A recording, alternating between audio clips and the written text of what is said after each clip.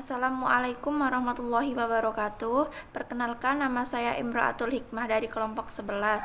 Di sini, saya dan kelompok saya akan mempresentasikan materi tentang Writing Paragraph in Analytical Exposition. Sebelum ke materi, saya akan memperkenalkan kelompok saya terlebih dahulu. Ada Dava Maulana Rahman, ada saya sendiri Imro'atul Hikmah, dan ada Eka Febrianti. Baik, kita langsung saja ke materi ya. Definisi of analytical exposition text. Apa sih definisi analytical exposition? Analytical exposition adalah teks yang menguraikan ide-ide penulis tentang fenomena di sekitar. Fungsi sosialnya adalah untuk membujuk pembaca bahwa ide itu adalah hal yang penting dan untuk menganalisis topik, tesis atau pendapat itu benar dengan mengembangkan argumen untuk mendukungnya. Purpose of analytical exposition text. Tujuan analytical exposition text adalah untuk meyakinkan pembaca bahwa topik yang disajikan merupakan topik yang penting untuk dibahas atau mendapat perhatian dengan cara memberikan argumentasi atau pendapat yang mendukung ide pokok atau topik tersebut. Mungkin itu dari saya, selanjutnya akan dijelaskan oleh Eka Febrianti.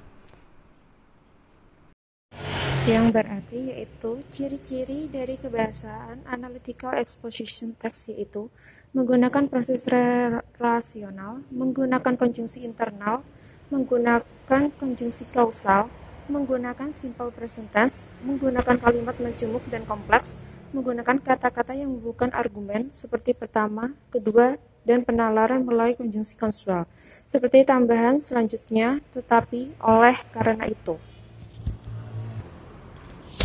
Struktur umum teks analytical exposition yaitu 1. Tesis, memperkenalkan topik dan menunjukkan sudut pandang penulis, yaitu memperkenalkan topik dan menunjukkan sudut pandang penulis.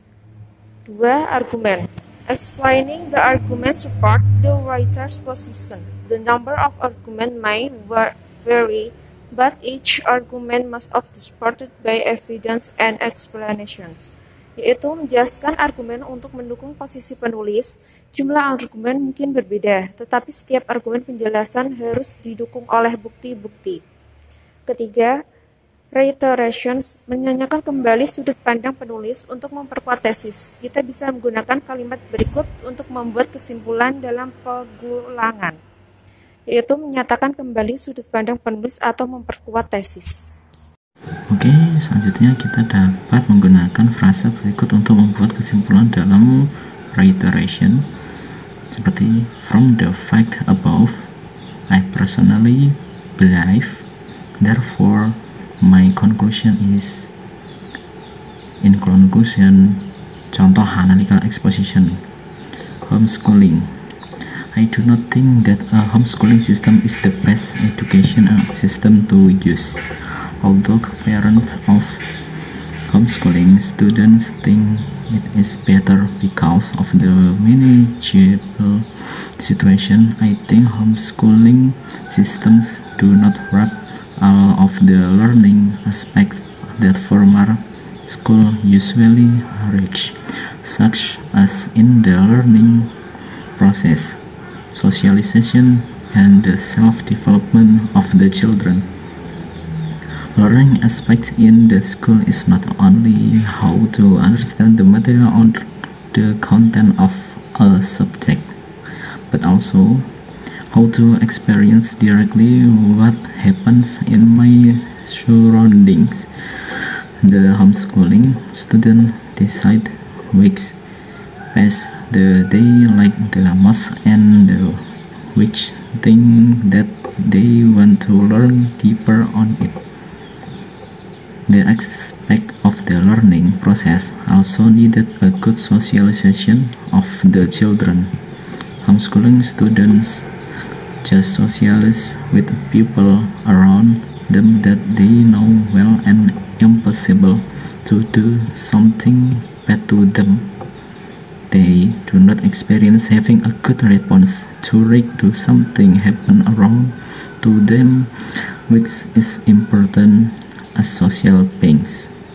Finally, one-to-one learning that is applied in a homeschooling program does not guarantee that the children have a good development to face their real future.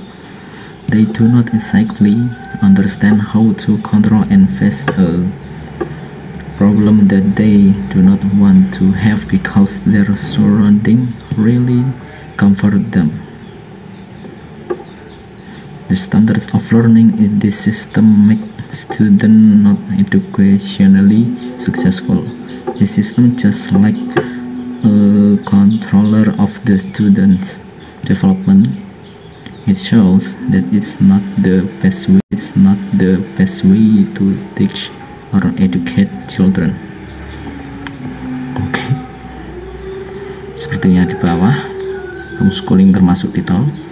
Paragraf 1 itu tesis. Dan paragraf 2 itu argumen 1. Paragraf 3 argumen 2. Dan paragraf 4 argumen 3. Dan yang terakhir paragraf 5 termasuk conclusion atau kesimpulan. Oke, everybody, bisa dimengerti kan? Ya, saya kembali ke moderator kita, Miss Imrotil Hikmah. Baik, mungkin itu yang dapat kami sampaikan mengenai materi reading paragraph in analytical exposition. Saya mewakili kelompok saya memohon maaf apabila ada kesalahan kami dalam menyampaikan materi. Kurang lebihnya, saya dan kelompok saya mohon maaf. Wassalamualaikum warahmatullahi wabarakatuh.